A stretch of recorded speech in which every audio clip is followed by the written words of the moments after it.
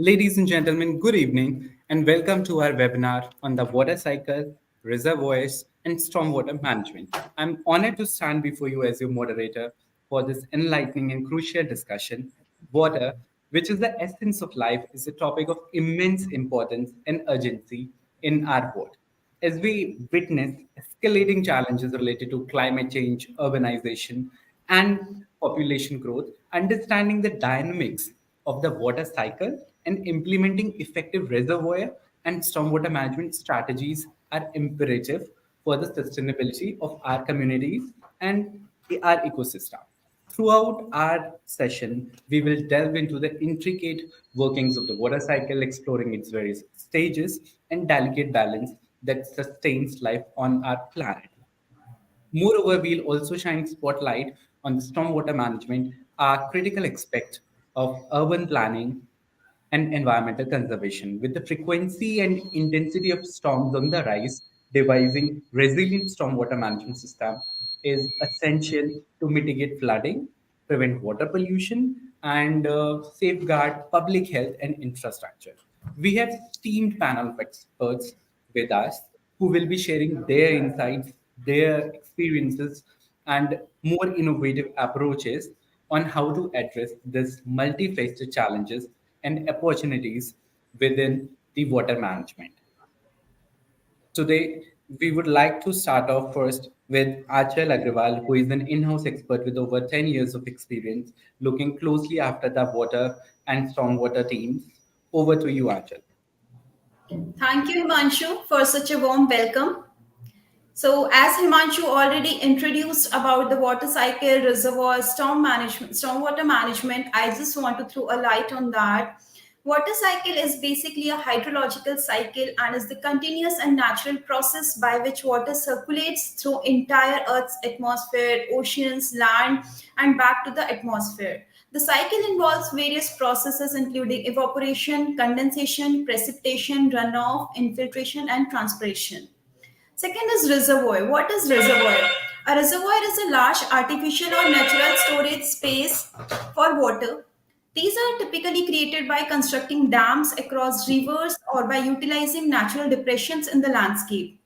Third one is stormwater management, which is basically focusing on planning, designing, and implementation of strategies to control and mitigate the impact of stormwater runoff in the environment. It basically occurs when precipitation like rain or snow flows over surfaces such as roads, parking lots, rooftops, which basically pollute the environment. This is basically Texai analysis, what is currently the global stormwater management market. We we have analyzed that in 2019 the global stormwater management was around 128.82 USD billion. It reached around 175.60 billion USD billion in 2023, and we are expecting that till 2029 the market will reach around 270.36. The basic drivers of the market is increasing number of intense floods and storms. Like Japan is the major cause of storms. Japan is a major country. Then growing government initiatives, increasing IoT applications with smart city developments, technological developments, rising urbanization. And if we talk about like regional analysis, so we analyze that North America is the leading region, followed by Europe, Asia Pacific, Middle East, Africa, and South America. Asia Pacific, which is inclusive of China, Japan, Indonesia. Himanshu, can you move to the earlier slide? Yeah. Yeah. So Asia Pacific market in 2019, Asia Pacific stormwater market was around 2 billion, which reached around 2.75 billion, and it is expected that the market will reach around 4.92 USD billion till 2029. China, Japan, India are the major countries which give the force to the stormwater management market in Asia Pacific. This is basically a graph which shows the various countries analysis under the Asia Pacific.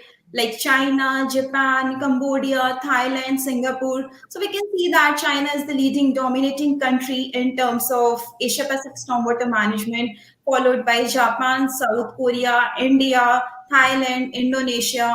So this is basically the analysis of Asia Pacific. If we talk about India, India is currently 358 USD million in terms of stormwater management. The government is focusing towards rainwater harvesting, stormwater management practices, and the government is focusing towards sustainable practices. Also, the market is expected to reach around USD 750 million till 2029.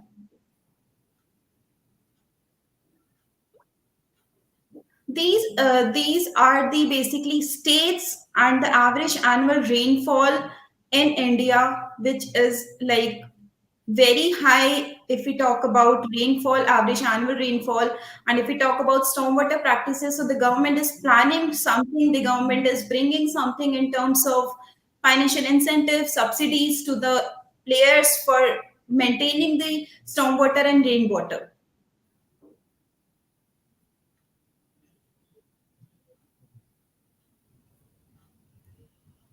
Next slide. So right now we can see that technological integration, that is use of IoT, Internet of Things, is widely upcoming technology in stormwater management. Why? Because we can see that smart sensors and monitorings are coming up in smart water management. Second is predictive analysis, like IoT devices can be integrated with predictive analysis models to forecast potential stormwater issues. Third one is smart infrastructure, data visualization and decision support system. IoT generated data can be visualized to dashboards and decision support systems. Next is remote monitoring and control. The officials can manage and adjust stormwater systems from a centralized location, which enhance their responsive to changing conditions. Next one is water quality monitoring, which inclusive of IoT sensors, which are used to monitor the quality of stormwater runoff. Next is community engagement. IoT can facilitate communications between local authorities and residents, which mobile apps and alert systems can keep the public informed about potential flooding risk, evacuation routes, and safety measures during storms. These are some companies globally which are involved in stormwater management and rainwater harvesting, like Contech, Fortera, Advanced Drainage Systems, Urban Asset Solutions, and we have mentioned the headquarters of each and every company too. Over to you, Himanshu. Actually, it was really insightful presentation. It gives us clarity about what a stormwater is and what the market size of stormwater is. Moving on to our first speaker for the event, Mr. Priyanshu Kumar, who is the founder and CEO of Clean Water, which is a company dedicated to promoting sustainable water technologies and storing water activity. He is an alumnus of IIT Bombay with a degree in civil engineering. He's passionate about creating a more sustainable and resilient future through his work in the water cycle and reservoirs ecosystem. Welcome to you, sir. Thank you so much, Himanshu, Anchal, and my fellow speakers, Seher and Kalo. It's a pleasure to be here. Yeah, great. Sir, so tell us something about your company and the line of work that you cater to. Sure. So, our organization is called Clean Water. We are registered as Sustainable Water Technologies Private Limited. And in one line, what we do is we rejuvenate and beautify water bodies. So, be it lakes or ponds like stagnant water bodies or flowing water bodies like rivers and drains, most of the water bodies in urban areas in developing countries like India are polluted today. And what we offer as a company are the solutions for water quality improvement. You see, if we're able to clean the water flowing in any water body or the water present in a lake or a pond, we solve most of the problems at those water bodies. So we offer customized products so that these water quality problems could be addressed, ecology could be restored, beautification could be done, the groundwater could be prevented from getting polluted. So, in a nutshell, that's what we do. Yeah. Okay, I have few questions related to that, but let's speak, introduce other speakers first, then I'll come back to you on that. Sure. Our next speaker for the event is Seher Ansari. She's the Green Urbanization Manager at Polypipe Middle East, where she's dedicated to promoting sustainable urban development and green infrastructure. She's a leader in the field of green urbanization and water management and has a strong commitment to create a more sustainable and resilient future. Welcome to you, ma'am. Thank you. Thank you, everyone. Thank you for putting up this platform. And I'm really excited to see what my fellow speakers also have to say about something I'm so passionate about. Thank you. Okay. Can you tell us a little bit about the kind of projects that you have worked related to stormwater management? Okay, so one thing to understand here is stormwater management in the region that I come from, the Middle East, is very different from any other region. Let's say, East Asia, right?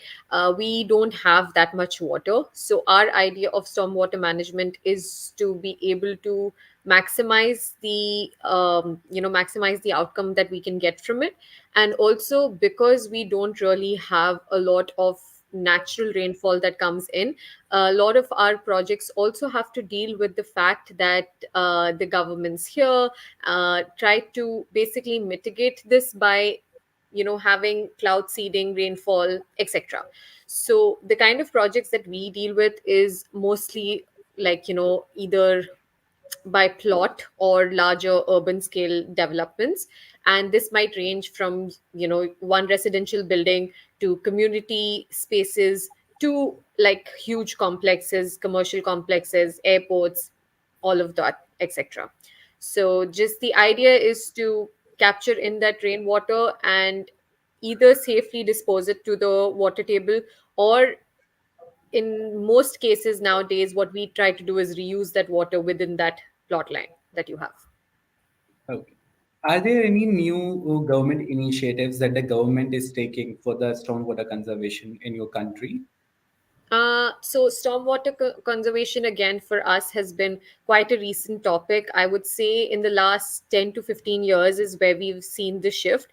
Up till now, again, because I mentioned we don't have a lot of rainfall, so it never used to be something that needed so much attention. But over the course of these last few years, the increased urbanization has brought a lot of attention to it. So we are still in the process of implementing strategies with the government and basically coming out with something like bylaws that you would call, so that they could be implemented on each project, and it's mandatory. So I think our region is, I would say, is in that zone right now.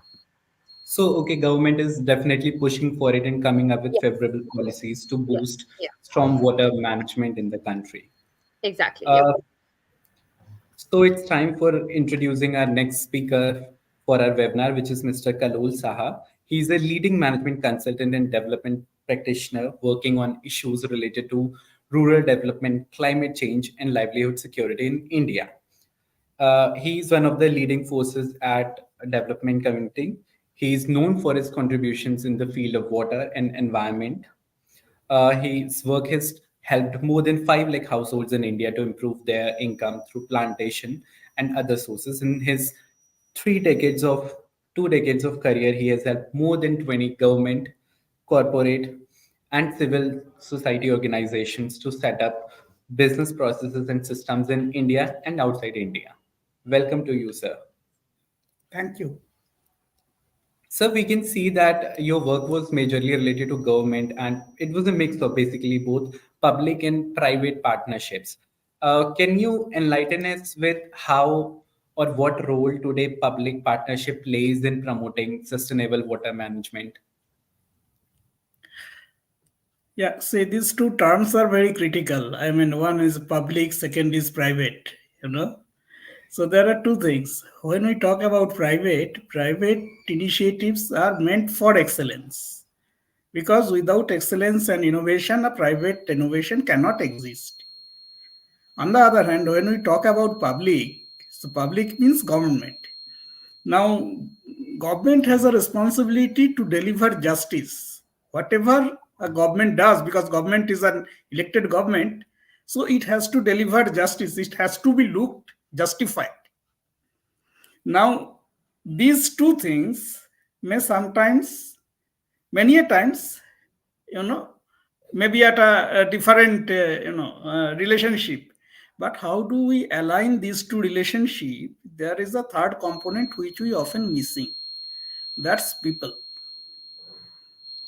That's the users of these services. Somebody, government is creating a framework. I will deliver the services like this. Private is coming up and saying, okay, we will excel on this frame, based on this framework, we will excel our services. Now, finally, there is the person, finally, by the end of the day, it's a person, it's a family who is going to get benefited out of this two initiative. How do we incorporate them within our whole water cycle management? And who gets what finally by the end of the day? If we can decide this in a clean, clear, and transparent, clear and confident manner, things would fall in places that would be sustainable. So, as part of Development Connects, my initiatives are all now intended to looking at these relationships to improve our public policy and practice better. And how do I do it? I do it based on my previous experiences of working with all these three entities, and trying to use the learnings that I have had when I have been a director to the state Jharkhand State Water and Sanitation Mission. I also currently work as an advisor to the Manipur government on water PMKSY projects. So those are so we use all those learnings and look at the SDG framework, Sustainable Development Goal framework, to see what government can do, how best private can contribute, and finally, what is the responsibility and benefit that people are going to get. So Okay. if so that's my take on this. We need to probably, I mean, our recent initiatives on Jal Jeevan Mission has given a legitimate share of responsibility and benefit to the people. And such kind of things should happen more actively and more proactively. Then the whole system would stand. Okay, sir. So now we see that each one of our speakers is coming from a different background, but they share a common goal. So I want to ask this thing to each one of you based on your area of expertise. How can nature-based solutions be integrated into water cycle management or reservoir operations or stormwater so that it can benefit the environment? We can start with Priyanshu first. Great. So I think nature-based solutions is the way to go. Even according to World Health Organization, only biological solutions would be the one that can really solve the problem. We can't really be using chemical solutions, and therefore we need to use biological and nature-based solutions to solve almost every problem. For example, we work on rejuvenating water bodies. How we kind of go about it is we try to install floating wetlands. These wetlands have been eroded over time due to urban activities, growth of urban sprawl, etc. So let's say wetlands could be one way, which is an example of a nature-based solution to rejuvenate water bodies. The other could be to ensure natural aeration or dosing of certain bacteria that can help improve water quality. So I think nature-based solutions like wetlands are definitely required, at least towards rejuvenating water bodies. Okay. Seher, what do you think that how stormwater management and Mhm. nature-based solutions be integrated specific to your field? I think what Priyanshu said is quite apt. Nature-based solutions is the way to go. Water in itself has a natural water cycle that it follows, where it goes through.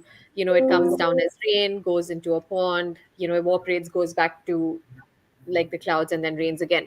So when we're talking about nature based, like following this whole same cycle in nature based solutions, I think personally would give the most efficient stormwater management. In terms of how you could incorporate this, an example I would be able to give in urban environments is through green roofs.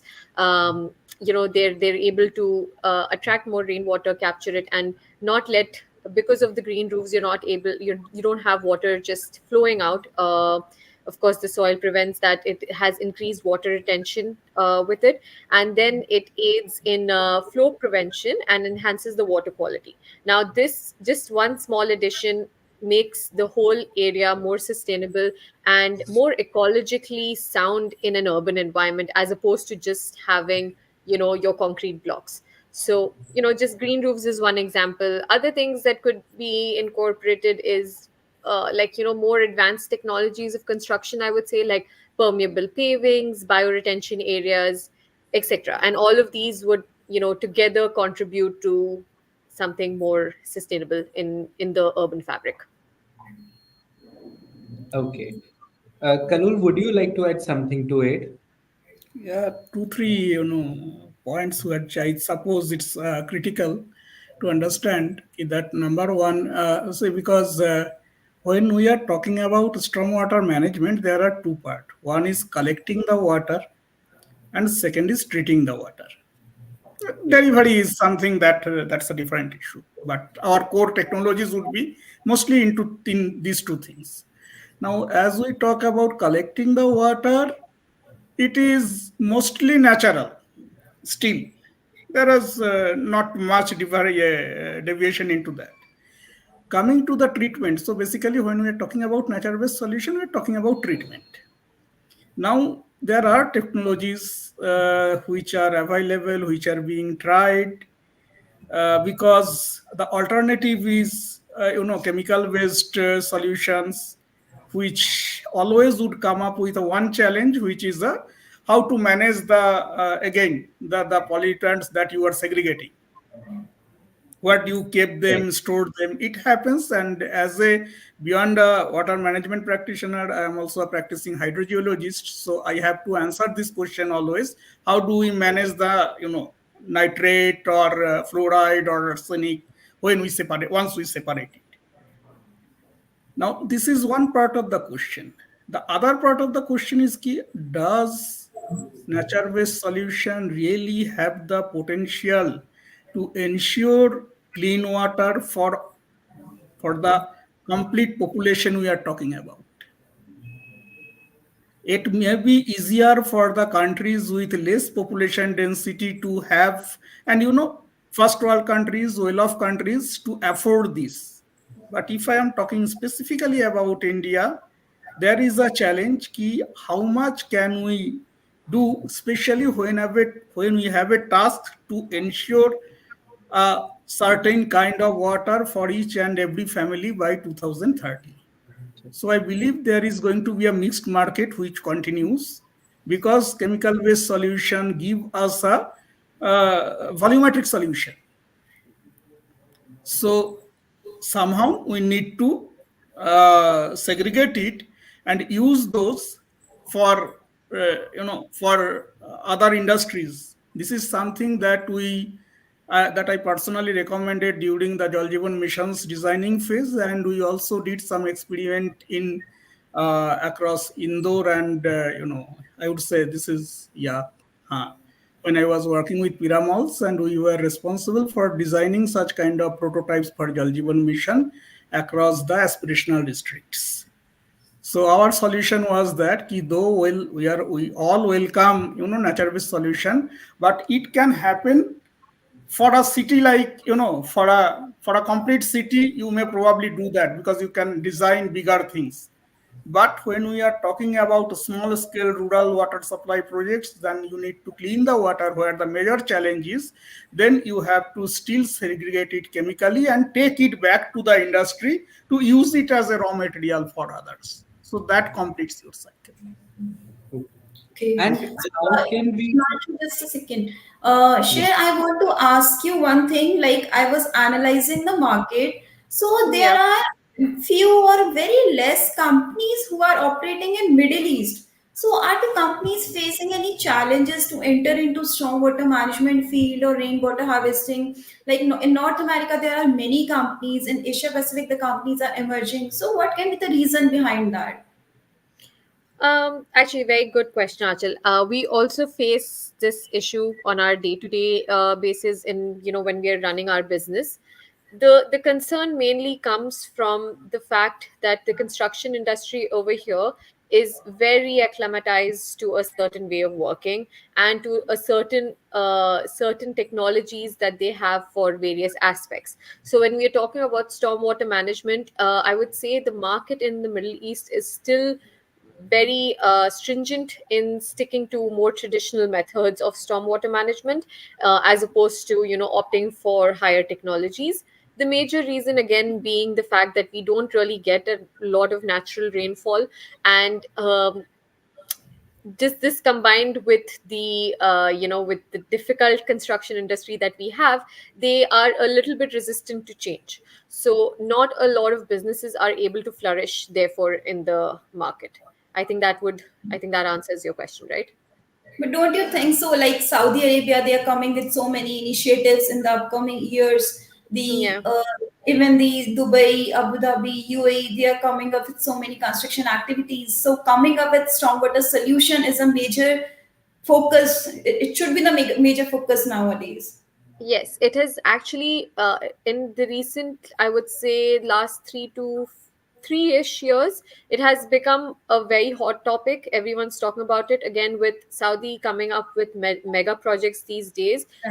Almost all projects have stormwater strategies and applied to them from design stage onwards.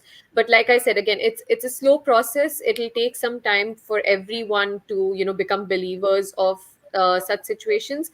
But with the way we're moving and the way the government has been issuing some regulations, I think we're in the right direction for it, but it'll just take some time for everyone to accept change. Right. Yeah. Okay. Seher, like you just said, that there are being initiatives taken in the directions of the Yeah. stormwater management. Stormwater management at places is also used for either tackling floods in Yeah. case of the places where is good rainfall, and Hmm. at places where there is less rain or scarcity of rain, there it is used for handling droughts as well. So, Yeah. in case of the Middle East, based on the geographical position of the Middle East, how frequently it is being used for the drought handling? Have you come across any significant instances that you can provide us? Okay, I would say I would say we're lucky enough to never have been in a drought to begin with. We have quite a good system here in place, so drought is not really the question for us. But the question does arise because of global warming and the issue. We have very severe urbanization in a very short period of time, and that has actually led to a little bit of temperature changes, weather changes. It has actually implied a lot on the way that we get rain here. So whatever buildings, I would say, like for example, if a building was designed 5 years ago and now is in construction currently, those the calculations that were done on stormwater for it 5 years ago might not actually imply anymore, because of the way rainfall has changed over time.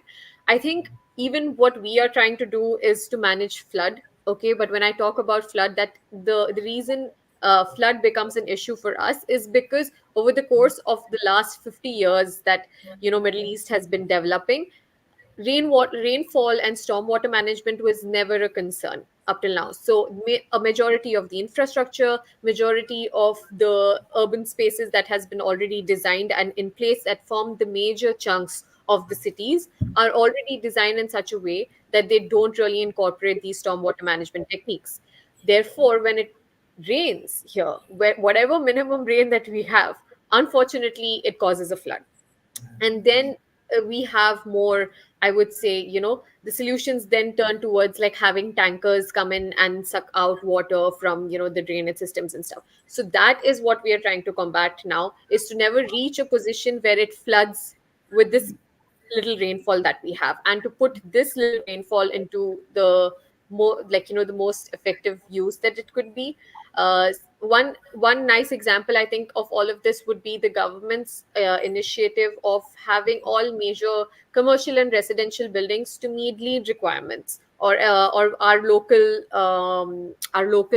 environmental sustainability requirement is Estidama, and similar to that in Saudi Arabia we have Mostadam. So a lot of these local sustainability guidelines have come up that you have to meet for major projects, and that really gives all designers and consultants and clients to think about this stormwater affects the impact that all of this can have on their building and on the urban fabric from the beginning itself, instead of it becoming this further issue later on, which is that you're not able to handle water and then you have to get tankers in. It's a very common sight here, unfortunately. Even though we have very well developed infrastructure, it is just currently not in that stage where it is 100% capable of taking on the rain that comes our way. Okay. So I can understand that in Middle East it is not a challenge, but in India, rainfall and floods are actually a thing. I Yeah. want to come back to Priyanshu on that. What do you think that how we can uh, better handle those kind of situations in India? Very honestly, I think we need budget for it. Given where India is right now, there are three things to be done, right? For example, the first thing India is focusing on is providing drinking water to people. We in the 70 years of independence still haven't been able to achieve that, and obviously that should take precedence, that people should get clean drinking water. That's preference number one for India. And our prime minister schemes like har ghar jal, har ghar nal kind of thing. So that's the first issue that we're catering to. After that, the second thing that comes is treating the wastewater that is generated, because all of this wastewater is otherwise dumped into lakes or rivers. And after we've kind of achieved both of this, would government's focus actually come on stormwater management? That's how it's prioritized right now: drinking water, wastewater management, and then stormwater management. So I think we need more budget for it, and I think more awareness as such, because we see in Indian cities like Chennai, in Bangalore, you see floods during the monsoons and then droughts in the same summers, like 6 months down the line. So it's also more about how the urban sprawl has grown uncontrollably and in an unplanned manner, which is kind of leading to floods and droughts simultaneously. So we need to kind of work on that as well, and kind of retrofitting infrastructure in already developed cities is a bit difficult, and that's where we start. So, but we need to still kind of make designs, plans for that, get budget, and push it through. Yeah. So Priyanshu, what do you feel like foray of smart technologies like AI and IoT will gonna help in the same? Stormwater management less so. Maybe water quality monitoring more. Um, However, it could help in stormwater management as well. For example, geosensing, right? When you take images from the satellite, you can see real time what is the situation on ground. For example, if there's, let's say, algae on a water body, you could see that through the satellite image because it appears green. Similarly, in terms of stormwater management or in cases of floods and droughts, through satellite imagery, through geosensing, we can get data of what the ground situation is like, both in terms of floods and drought. And that's one area where technology could really come in, particularly for stormwater management. Okay. Kalul, you have worked with government as advisory in the past. What is your take on the same? Is government trying to take initiatives in that directions to control floods or come up with strategies for the same? See, there are two things. There is flood and then there is drought, right? And these are uh, either these are very localized and differentiated, where we have flood, we would not have drought, and where we would not have drought, we would not have maybe having flood, something like that. This is one kind of a situation. And then there are situations that Priyanshu was also referring to, ki some cities seems to have flood and drought on alternative spells. Now there are the now, so the solution is if we have flood and drought, so you catch the extra water during the flood and supply it during the drought. How do you do it? You have to have a conceive a project and do it. This is one thing. I believe some work on smart cities is going on that. In smart city planning, there is a component for this. The other places, you know what is the problem. So you have a drought or you have a flood. So you make a mitigation plan. How best can you do it? You look at and these are very localized, and today data is available. As Priyanshu was referring to geosensing, I have been done quite a lot. I was involved in pan country water quality mapping with National Remote Sensing Center and ISRO. So the whole database is now available. For each and every point in this country, you get the annual rainfall, you get what lies beyond your surface, and you get every other data. So so all this is available, and with that we are delivering. If you look at some of my works at nearby in MP or in Jharkhand or at certain other places, we are using this data to deliver customized solution. And how do we build this solution? We need to know how much population is available, what is the water requirement, and what are the industry profile, total water requirement, and then we do a budgeting and deliver a solution. This is possible and happening. And I think we will see more and more of such customized projects in coming days. Okay, coming to Priyanshu. Priyanshu, do you think that technology can play a key role in that? Maybe collection of data.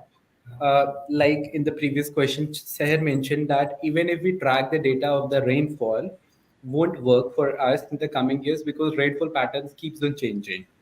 So, for similarly, in case while coming to you for the reservoir management, how do you tackle with these kinds of things? Because in your case also, the data keeps on changing. We cannot rely on the stats that we had 10 years down the line or 20 years down the line.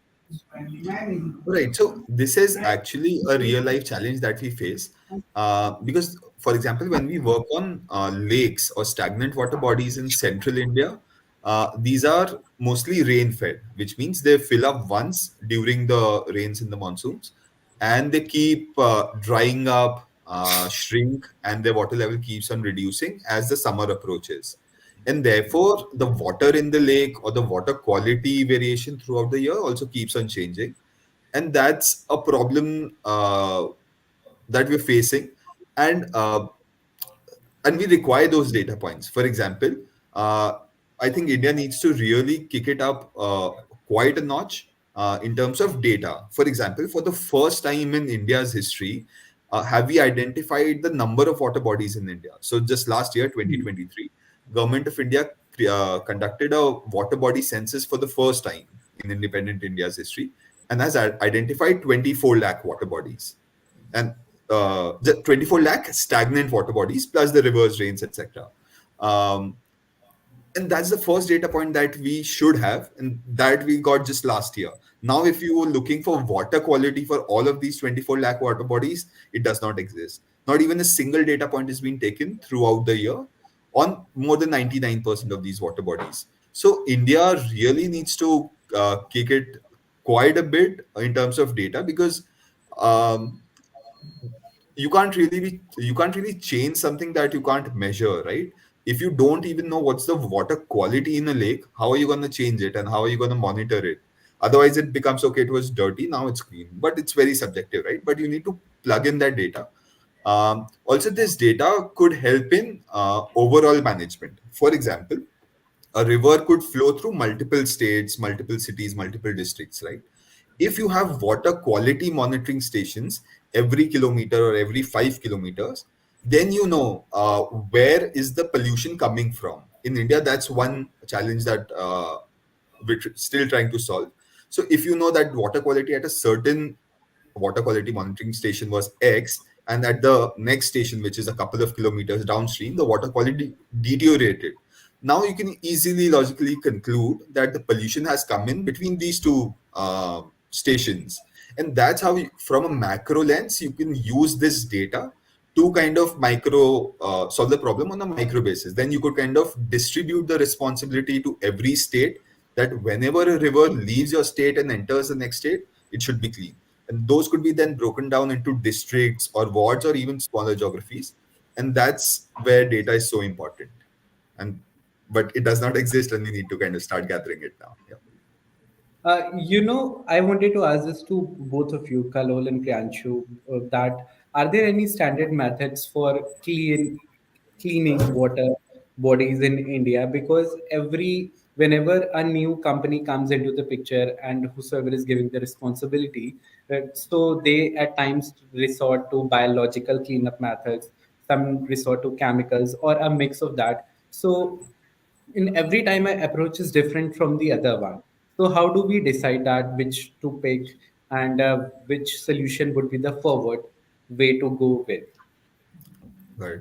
I think it's a very random chaos going on in India right now. For example, if you want to set up a sewage treatment plant or a wastewater treatment plant at any place, you will get 20 different vendors offering 20 different technologies.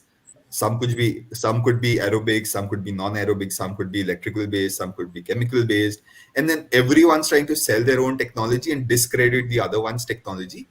And the government officials who kind of joined their jobs 20, 30 years back, who might not be updated with the change in technologies and knowledge, they are the ones who have to judge, not they not they aren't really the best judge, right? And that's where we are also stuck. So how the government could still solve this is by defining what they want.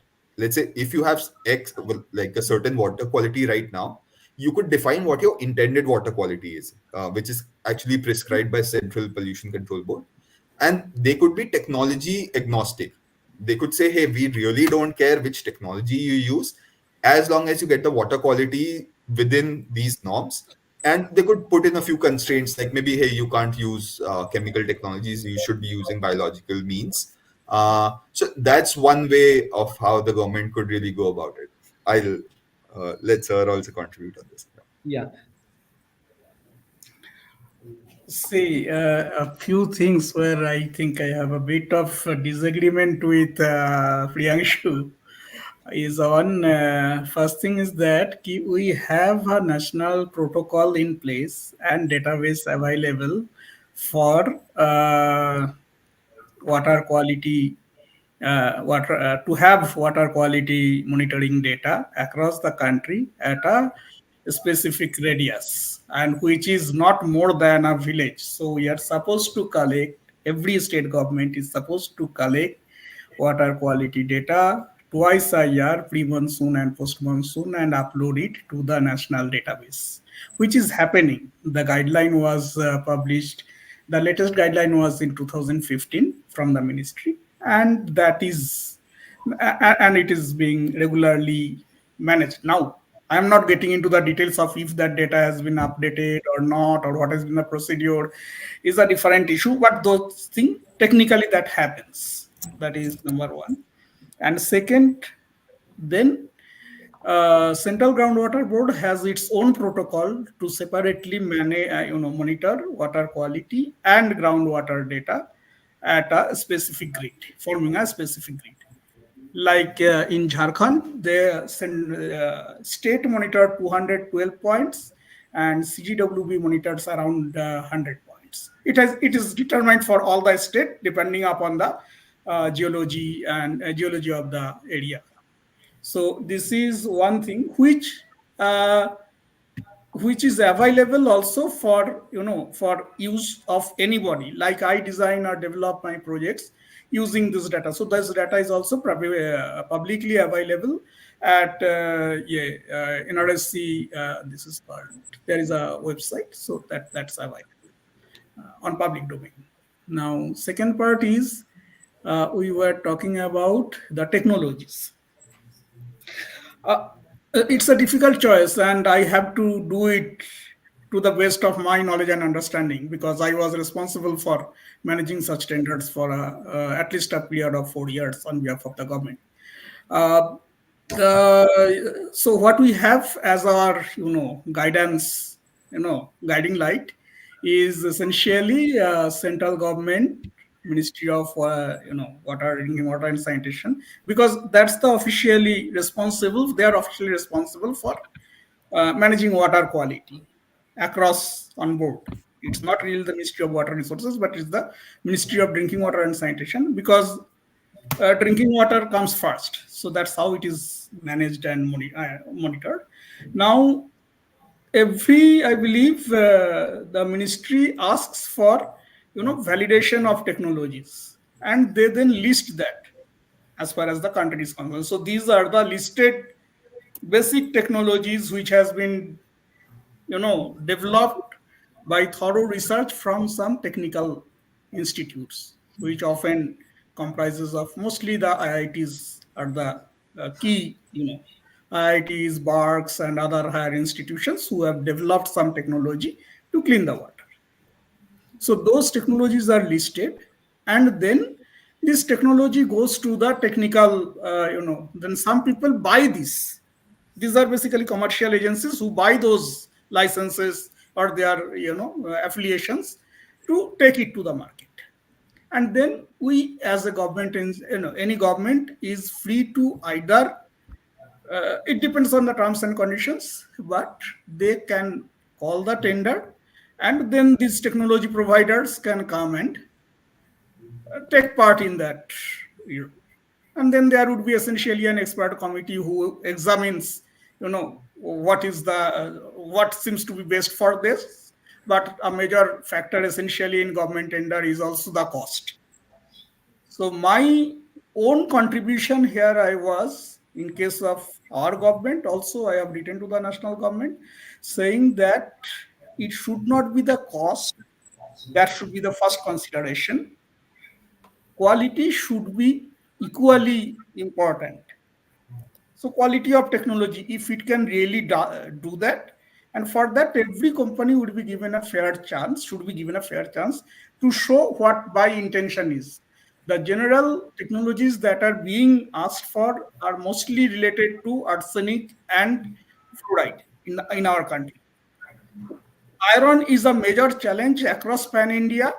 So iron has also their different technologies, but the major critical technologies that we are, critical issues that we are facing is mostly related with arsenic, which is there in the whole Gangetic belt as well as Brahmaputra belt. And then this fluoride is across the country. It comes out of geological associations of certain kind of rocks.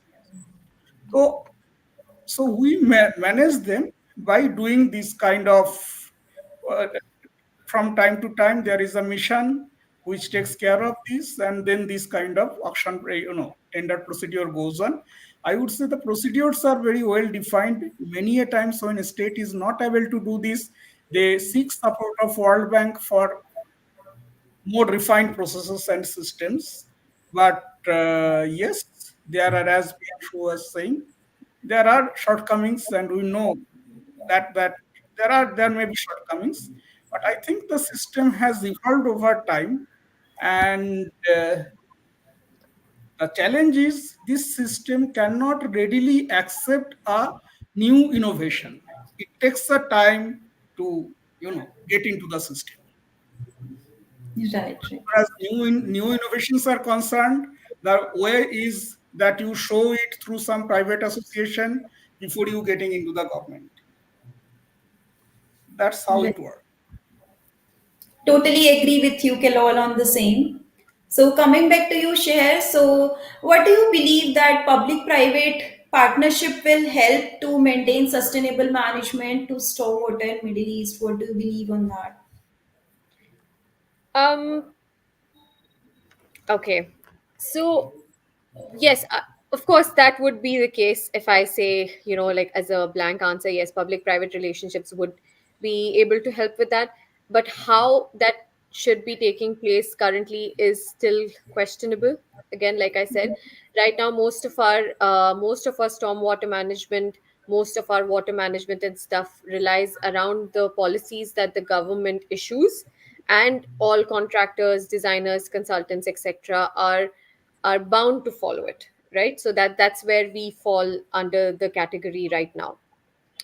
So that the public private partnership is still something that has to be, studied more into, looked more into. A lot of people need to be involved in that, and I think that's a good a question to bring up for our region. But I don't think we're there yet to, really discuss how beneficial or in what ways it would be beneficial for us to move forward. So, Priyanshu, Okay. in terms of Asia Pacific region, what do you believe? Like this will help us? Oh yeah, so actually, I think PPP model, a public-private partnership model, or a PPCP model involving the community as well, could really do wonders for water bodies. And we are actually trying to work with the government and take up water bodies on a PPCP kind of model or PPP kind of model. So, like I said, the number of water bodies in India is huge.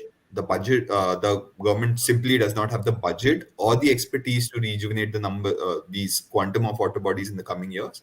So, what we suggested to the government was, hey, look, you want to restore water bodies, don't have the budget, don't have the expertise, just lease out the lake to us for 15 years. Give it to us. We will put all of the funds required for rejuvenating the water body one time and all of the funds for maintenance in the coming years. But in order to recover this investment, we'll generate revenue from the water body. It could be through boating, fishing, tourism, advertisements facing the main road, nurseries on the dry part of the lake, etc. Not just to pay back the initial investment, but also share some profit or revenue back with the government. Additionally, it will also create livelihoods and jobs that currently do not exist. A single agency would be responsible for the entire water body. And so I think PPP models could do real wonders in India. The pioneering cities like Indore, the cleanliest city in India, are looking to take it up as well. But given how the is structured right now, uh, often the government officials find it more beneficial for themselves to take out tenders instead giving out lakes on PPP model. But that's just a problem of the system. But I think the or a PPCP is the way to go forward, particularly for water bodies in India. Okay. So, Kelol, just one last question I want to ask. Like, you are directly related with government, directly involved with government. So, is there any cost benefit related to stormwater management? What do you feel? See, it was not there, but it has to be there, and there is some work on this. Earlier, even if you look at, now we are in the from the government side. Now we are in the regime of Jal Jeevan Mission, and earlier we were with the earlier program was National Rural Drinking Water Program (NRDWP), or there was Air Accelerated Rural Water Supply Program. These are the national programs. Now, in the previous programs, you would not find this particular terminology, cost recovery, which is there now. So, what we are saying, ki every proposition, because earlier it was like water is a common good, and it has to be. We should not put a cost on it. But I think that there is a good sense coming. I support personally this my standing. Ki every bit of water needs to be priced, and that needs to be recovered. Otherwise, we cannot sustain. All we are talking about sustainability. When we are not, as Priyanshu said, if I'm not measuring it, if I'm not calculating it, then how do we sustain things? So that Right. has started. In fact, we in Jal Jeevan missions, when it was started. So one of the particular task was how do we even recover the price from so-called underprivileged areas, or what we call here is aspirational districts, because there is a real issue that people don't really have much of disposable income to to recover, so that you can recover a water supply system, including stormwater management system, which at least takes 30 lakhs to 50 lakh rupees for a village in India. If we need to Mm-hmm. supply the whole water to the to all, making all these benchmarks, ticking all these benchmarks, it would surely require 30 lakh to 50 lakh rupees to address. Now, how do we recover that, and who is going to recover that? So those Mm-hmm. discussions are happening. those things are coming up. And as we say globally, I believe in 2019, somebody started water trading at Chicago exchange, which is also growing. I personally is a complete and full support of putting a justified price on every bit of water. Otherwise, we cannot save it. That's my take, and we are working on that. Advocating is the only way, you know. Mm-hmm. Yeah. That's my take. I just want to add one thing to what Kalol just said. When we're talking about recovering costs of systems, one way we look at it is when you have a system in place, right? Of course, there's going to be the initial investment, you have the capex that is involved, but to look at any system throughout the life cycle really helps. So that I think that's kind of what we aim to do, is that we just don't look at the investment that is going into this certain system that will help you with better stormwater management or cleaner water, etc., but also look at it from its life cycle perspective, which would be when it is in operation, when you have moved, or suppose the building is occupied, suppose the village is occupied, and how much consumption of that would be saved by implementing such a strategy. In my personal opinion, that also would be, in some sense, saving money, and it gives you back your investment just in another way, maybe in a different phase of the project, not exactly like how you try to get it back. But I think, just personally, that could be one of the ways you look at the return on investment on these things. Absolutely. I mean, this has to be not separately for, may not be possible separately for accounting for a stormwater management, but the Yeah. whole system, there is a system cost, and that needs to be calculated and appropriated based on the users, which we have done in Jharkhand. And every year, still government facilitates people who are doing the measure of cost recovery. In Yeah. India, I'm talking also, we did projects in distant part of Africa where we have created large dams simply or stormwater management, and then we facilitated community to take a call on management cost, so they are recovering the management cost. It Right. happens at certain parts of Kenya because during the very first day we install those values into the community, so Mm-hmm. that. Right. Yeah. So, Shahid, like you're talking about life cycle of stormwater management. So, are there Right. any companies who are providing customized solutions with related to like stormwater specific to the needs of end users? Is it? Yes, I believe we would be one of them, honestly. So, what we do, basically, stormwater management also can have two parts. One is capture and one is reuse, right? And how you capture and how you reuse, correct? So what we do is, we have your stormwater design, stormwater calculation, and the same stormwater that is being come like that is basically coming in on a plot can be reused for other purposes as well. So when I say that we want to look at the life cycle of this water that is coming in, and the system that goes in place, suppose we have, random numbers out of the blue, we have 100 cubic meters coming in on a plot, you have the system installed. Now what the system is going to do is, capture the water and let it infiltrate into the sorry let it infiltrate into the natural groundwater table. And this would do one thing, that is not let your plot flood. It would protect, the safety of your occupants. It would protect your environment, because of course, stagnant water anywhere on top causes contamination, etc. Or the other thing you could do is just capture this water and reuse it for irrigation on the same plot, right? And what this does now is that you have the system in place, and reusing that same water, in some sense, over the course of years, you would be able to see this difference in operational costs for because of this system that is in place. You see, for example, in a lot of our projects, we have noticed recently, um, we suppose you have a date palm here in Dubai, and it needs, let's say, 8 liters of water per day. Yeah, we a lot of studies came out saying that it needs 8 liters of water per day, but unfortunately, due to the weather conditions that we have, it is almost consuming double of what it needs, right? So now there are two options. One is that you have your like irrigation line that is coming from the government, and you basically buy all this water from them, okay, which is the cost on the client. Or what you do is you have this saved up storm water that on the days that it rains, or during that time when it rains, you can stop that connection for a while and reuse this same water for irrigation. It might not look like a huge dent, but overall in the majority costs of your operations of the building, it still saves a significant amount of money, which is kind of the life cycle that we look at. Okay, so that was the last question from our side.